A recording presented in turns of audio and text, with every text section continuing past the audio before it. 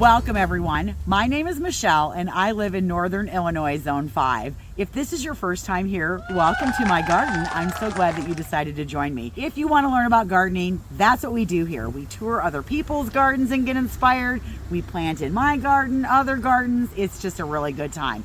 If you like our videos, subscribe below, leave your comments and questions, and make sure that you share with your friends. Planting your bulbs in the fall is really a great way to get that show in the spring. In the spring, when everything is waking up, bulbs are what's coming out of the ground and giving you that spectacular look in your garden. Face it, after a long, hard winter, you're ready for that. So let's go over 10 steps that will help you be successful getting your bulbs into the ground. Step number 1, pick your bulbs. You want to make sure that the bulbs you choose are firm, they don't put off an odor, they look good, they shouldn't be mushy in any way, shape, or form, and they should look healthy. Number 2, pick the perfect spot. Bulbs love sunlight and they need it to be able to re-energize their bulbs for the next year. Now, as you can see, I have a mixed bed here where I have some shade and some sun. Now, I could certainly plant bulbs in this shade area because when they come up, the leaves aren't on the trees. But the leaves do come out on the trees when the bulbs are re-energizing themselves for the following year. Now, if I wanted to plant them in this area, I probably could, but I'd probably have to treat them as annuals. If I really want to have great success, I need to choose a site that has 6 hours or more of sun. That way, when the bulbs are done blooming and the foliage is left and it's dying back, but it needs the sun to re-energize the bulb, I have all of the requirements met because it's in 6 hours or more of sun. I have picked my perfect site. Now I need to prep my soil. That is step number 3. I deal with heavy clay and bulbs want great draining soil. If they don't have that and water pools up around them, they just rot. So therefore you might have to prep your soil, add amendments to get what you need for your bulbs. I went and picked up a bag of compost and I dug my hole out. And I dug it to about a depth of 10 inches. You can go 10 to 12 inches. And then what I'm going to do is I'm going to add the compost to the hole. And that way I have this nice little nest of wonderful things for my bulbs. This will give my bulbs the healthy foundation that they need. Number 4 is making sure you plant your bulb at the proper height. The rule of thumb, no matter what bulb you're planting, is for however high your bulb is, the depth that you plant it at is 2 to 3 times the height. So if you have a 2-inch bulb, which is what a lot of tulips are, I'm going to plant this 4 to 5 inches into the ground. That way I make sure it's got the proper winter protection that it needs and it's got enough space above it so that it can grow, create all the roots that it needs, and that gives me a great chance of success. These are your roots. This is your grow point. Pointy side up. Grow up to the sky. That's number 5. I have made sure that my depth is 5 inches. Now I'm ready to plant my bulbs. And that is number 6. Make sure you space them out. Give each bulb enough space to grow by planting them 3 to 6 inches apart. You want to make sure that when they come up in the spring, they've got plenty of room to grow. This prevents overcrowding and it allows each bulb to get the nutrients that it needs too.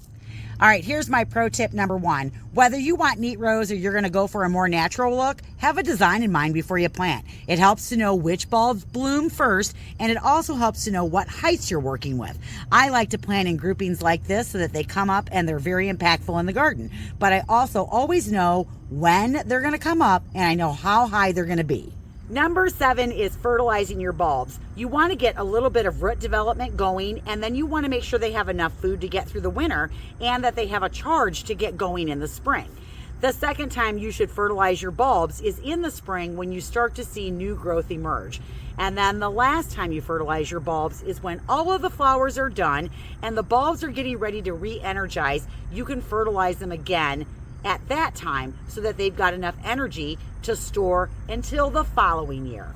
Now you can use organic fertilizers or you can use a synthetic.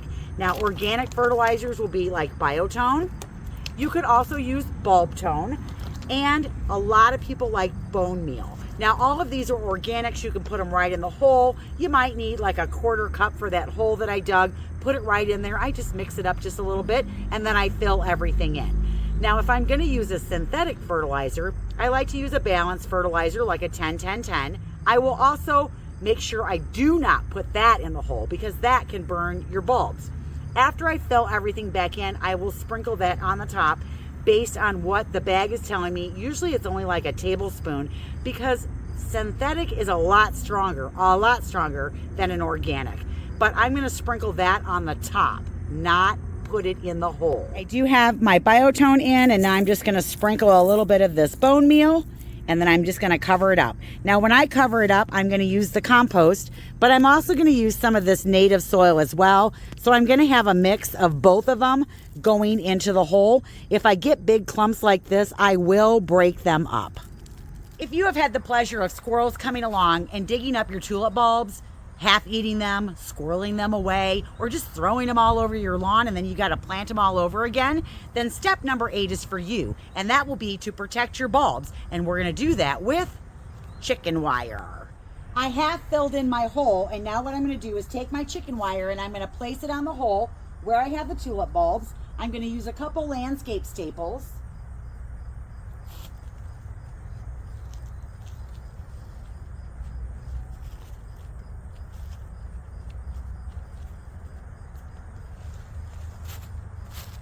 And then I'm going to cover it up with dirt.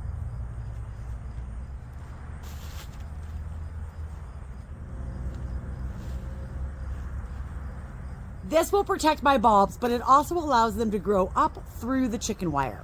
Mulching is key. A layer of mulch about 2 to 3 inches thick will insulate your bulbs from extreme winter temperatures. They also help keep the weeds at bay. It's like tucking your bulbs into bed for the winter. Pro tip number 3, mark your bulbs. Just get a little stick like this. What I did was I marked what they are. On the back side, I wrote tulips, and I wrote an M, and the M signifies that they're a mid-season bloomer. That way I remember where I put them, because I am doing some other planting this fall, and I don't want to dig them back up. Number 10, water them in. This helps settle them into the soil, and it gives the roots a kickstart to get going before we go into winter. Don't worry, you guys, squirrels don't like all bulbs. They just really like tulips. So if you're looking for a bulb that the squirrels won't get at all, try alliums or daffodils. They really don't like them. They don't find them attractive, and they pretty much will leave those alone. Now, I usually plant my bulbs towards the end of October, and they go in the ground. I'm in zone 5, and I get a cold winter. Bulbs have to go through what's called stratification, or a chilling period. Usually that chilling period is anywhere from 8 to 12 weeks depending on the bulb. Now if you are in the lower zones like 7 and below and you don't really get that cold in the winter, well guess what? You got to fake it. That means you need to chill your bulbs, usually October, November, December, January, somewhere in that period, in a refrigerator so that you have that stratification going on for your bulbs. Then once you can get that done, you can take them outside and plant them in the ground, and then they'll come up in the spring just like ours do, and you'll have your beautiful show of all of your spring bulbs. I have one more pro tip for you guys, and that is strategically place your bulbs someplace where something else will grow up and hide the foliage as it's dying back. Because that's one of the things with bulbs that you can't do if you're going to treat it as a bulb that you want to come back. You got to let that foliage die naturally back. Takes anywhere from 6 to 8 weeks, and it's ugly. So I always look for places in my garden while everything is full grown right now for places to put my bulbs. Let me give you an example.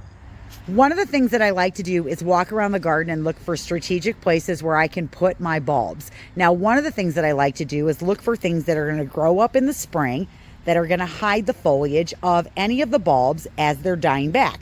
So look at this beautiful patch of hostas that I have here. Okay, so it's on the tail end of being done. But in the spring, all of my daffodil bulbs were in here, and as the hostas grew up, it hid the foliage, and I didn't have to cut them back, and I didn't have to look at the ugly yellowing foliage. So for me, it's a great strategic way to get the bulbs in the ground. I have another place too. This is a nepeta. It's a Walker's low catmint, and I have this planted in here. I cut it back already, so it's on its second flush. In the spring, this comes up. It's a fairly large plant. I also have red tulips in here. Now, tulip foliage can be kind of wide and strappy, but I don't see any of that foliage once this comes in, because this is one of the earlier perennials that comes up in the spring, so it hides all of the foliage. And those are the ones that you're looking for, are those ones that come up pretty thick, pretty heavy, and pretty early. And the last thing you can do, and I do this with less expensive bulbs, is, for example, I have this patch of zinnias here and I love it. All of these are going to get pulled because they're annuals. So in place of them, I'm probably going to put some bulbs in, and then I'll treat them as annuals and pull them up when they're done blooming. So I'm Michelle. Thanks so much for watching. I hope you get in your garden today. It deserves some TLC. Don't forget, so do you, and I'll see you in the next video. Bye, everybody.